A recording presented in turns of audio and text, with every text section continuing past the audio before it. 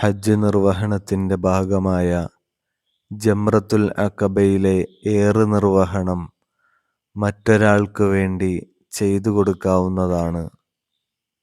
എന്നാൽ അപരനു വേണ്ടി ജംറത്തുൽ അഖബയിലെ ഏറ് നിർവഹിക്കുമ്പോൾ ചില കാര്യങ്ങൾ ശ്രദ്ധിക്കാനുണ്ട്. കർമ്മശാസ്ത്ര പണ്ഡിതന്മാർ പറയുന്നു, അപരനു വേണ്ടി ആ കർമ്മം നിർവഹിക്കുമ്പോൾ ആദ്യം സ്വന്തമായി ഏറ് കർമ്മം നിർവഹിച്ചിട്ടുണ്ടാകണം. സ്വന്തം ഏറ് കഴിഞ്ഞതിന് ശേഷമാണ് മറ്റൊരാൾക്ക് വേണ്ടി എറിയാൻ സാധിക്കുക.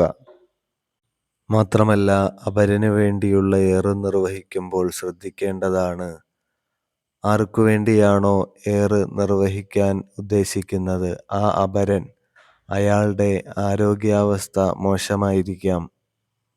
വാർദ്ധക്യത്തിന്റെ പ്രശ്നങ്ങൾ കൊണ്ടാകാം നമ്മളെ ഏൽപ്പിച്ചത്. അപരന് തളർച്ചയോ മറ്റോ ഉള്ളതുകൊണ്ടാകാം നമ്മളെ ഏൽപ്പിച്ചത്. എങ്കിലും ജംറത്തുൽ അഖബയുടെ ഏറിന്റെ അനുവദിക്കപ്പെട്ട സമയത്തിനുള്ളിൽ ആ അവശനായ ആളെ കൊണ്ടുവന്ന്, ഒരു ഉന്തുവണ്ടിയിലെങ്കിലും കൊണ്ടുവന്ന്, അയാളെക്കൊണ്ട് നിർവഹിക്കാനുള്ള സാധ്യതകളുണ്ടെങ്കിൽ അപരനു വേണ്ടി എറിയാൻ പാടില്ല.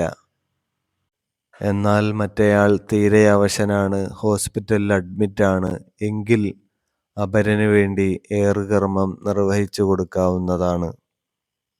എന്നാൽ മറ്റേയാളുടെ ആരോഗ്യാവസ്ഥയോ സാഹചര്യമോ മേൽ പറയപ്പെട്ട വിധം അല്പം അനുകൂലമാണെങ്കിൽ ആ അവസ്ഥയിൽ മറ്റൊരാൾക്ക് വേണ്ടി ഏറുകർമ്മം നിർവഹിച്ചു കൊടുത്താൽ ഹജ്ജിന്റെ വാജിബായ കർമ്മം നഷ്ടപ്പെട്ടതിന് ഫിദിയ കൊടുക്കേണ്ടി വരും.